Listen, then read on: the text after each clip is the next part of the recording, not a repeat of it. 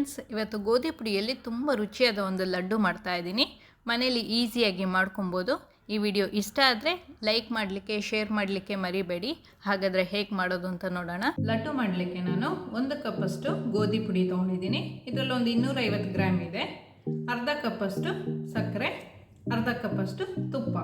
First ಸಕ್ಕರೆನ ಸ್ವಲ್ಪ ಪುಡಿ ಮಾಡ್ಕೊಳ್ಳೋಣ. ನಿಮಗೆ ಸಕ್ಕರೆ ಬೇಡ ಅಂತ ಹೇಳಿದರೆ ಬೆಲ್ಲದಲ್ಲೂ ಮಾಡ್ಕೊಬೋದು. ಸಕ್ಕರೆನ ಒಂದು 3 ಏಲಕ್ಕಿ ಹಾಕಿ ಪುಡಿ ಮಾಡ್ಕೊಬೇಕು. ಏಲಕ್ಕಿ ಪುಡಿ ಮಾಡ್ಕೊಂಡು ಬಂದಿದ್ದೀನಿ. ಈಗ ಇದನ್ನ ಸೈಡಲ್ಲಿ ತೆಗೆದಿಟ್ಕೊಳ್ಳೋಣ. ಒಂದು ಪಾತ್ರೆಗೆ ಗ್ಯಾಸ್ ಆನ್ ಮಾಡಿಕೊಂಡು ತುಪ್ಪ ಹಾಕ್ಕೊಳ್ತಾ ಇದ್ದೀನಿ. ಇದರಲ್ಲಿ ಒಂದು 2 ಸ್ಪೂನ್ ಬಿಟ್ಟು ಬಾಕಿದ ಹಾಕ್ಕೊಳ್ಳೋಣ. 1 ಕಪ್ಪಷ್ಟು ಗೋಧಿ ಪುಡಿ ಹಾಕ್ಕೊಳ್ತಾ ಇದ್ದೀನಿ.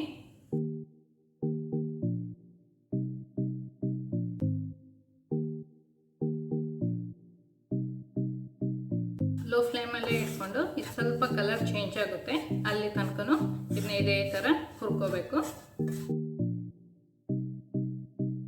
ಇದು ಸ್ವಲ್ಪ ಕಲರ್ ಎಲ್ಲ ಚೇಂಜ್ ಆದಮೇಲೆ ಒಂದು 2 ಸ್ಪೂನು ತುಪ್ಪ ಉಳಿಸ್ಕೊಂಡಿದ್ವಲ್ಲ ಅದನ್ನು ಹಾಕ್ಕೊಳ್ತಾ ಇದ್ದೀನಿ.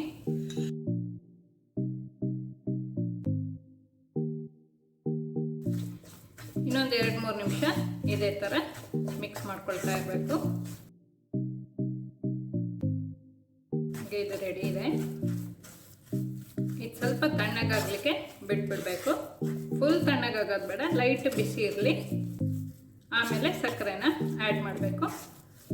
ಬೆಲ್ಲ ಆ್ಯಡ್ ಮಾಡೋದಾದರೆ ಬೆಲ್ಲನೂ ಪುಡಿ ಮಾಡಿಕೊಂಡು ಇದೇ ಥರ ಸೇರಿಸ್ಕೋಬೇಕು. ಸ್ವಲ್ಪ ತಣ್ಣಗಾಗ್ಲಿಕ್ಕೆ ಬಿಡೋಣ. ಈಗ ಸ್ವಲ್ಪ ತಣ್ಣಗಾಗಿದೆ. ಇದಕ್ಕೆ ಅರ್ಧ ಕಪ್ಪಷ್ಟು ಸಕ್ಕರೆ ಪುಡಿ ಮಾಡ್ಕೊಂಡಿರೋದನ್ನ ಹಾಕ್ತಾಯಿದ್ದೀನಿ. ಚೆನ್ನಾಗಿ ಮಿಕ್ಸ್ ಮಾಡ್ಕೊಳ್ಳೋಣ. ಲೈಟಾಗಿ ಬಿಸಿ ಇದೆ. ಸಕ್ಕರೆ ಪುಡಿನ ಮಿಕ್ಸ್ ಮಾಡಿ ಆದಮೇಲೆ ಫುಲ್ ಕಂಪ್ಲೀಟ್ ತಣ್ಣಗಾದ್ಮೇಲೆ ಉಂಡೆ ಕಟ್ಬೋದು, ಅಥವಾ ಈಗಲೂ ಬೇಕಾದ್ರೆ ಕಟ್ಕೋಬೋದು. ಜಾಸ್ತಿ ಬಿಸಿ ಇರಲ್ಲ, ಲೈಟ್ ಬಿಸಿ ಇದೆ. ಕೈಯಲ್ಲಿ ಇನ್ನೊಂದು ಸತಿ ಮಿಕ್ಸ್ ಮಾಡ್ಕೊಳ್ತಾ ಇದ್ದೀನಿ. ನಿಮಗೆ ಇದಕ್ಕೆ ನಟ್ಸ್ ಬೇಕಾದ್ರೆ ಹಾಕೋಬೋದು. ಬಾದಾಮ್, ಕ್ಯಾಶು, ಪಿಸ್ತಾ ಅಥವಾ ಡ್ರೈ ಗ್ರೇಪ್ಸ್ ಯಾವ್ದು ಬೇಕಾದರೂ ಹಾಕೋಬೋದು. ಎಲ್ಲ ಚೆನ್ನಾಗಿ ಮಿಕ್ಸ್ ಆಗಿದೆ. ಇವಾಗ ಎಷ್ಟು ದಪ್ಪ ಬೇಕೋ ಅಷ್ಟು ಉಂಡೆ ಕಟ್ಕೊಳ್ಳೋಣ.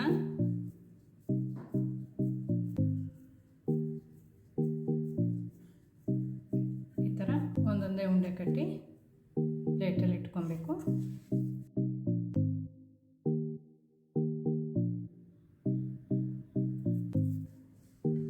ಈ ಥರ ಎಲ್ಲ ಉಂಡೆ ಮಾಡ್ಕೊಂಡು ಇಟ್ಕೊಂಡಿದ್ದೀನಿ. ಮೇಲೆ ಬೇಕಾದ್ರೆ ಸ್ವಲ್ಪ ಡ್ರೈ ನಟ್ಸ್ ಹಾಕೋಬೋದು.